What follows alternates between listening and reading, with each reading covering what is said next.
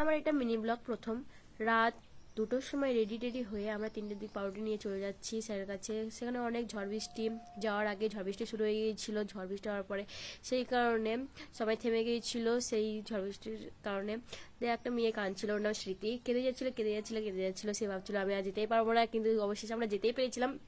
কিন্তু কি করা হয়েছে, মাঝ থেকে ওই পারে ছিল, কোনো ডাকাডাকি করা হচ্ছিল। অনেকক্ষণ ধরে ডাকাডাকি করার পর অনেকক্ষণ ধরে ডাকাডাকি করার পর আসলো, সবাই মিলে চাচানো অনেক লোকজনই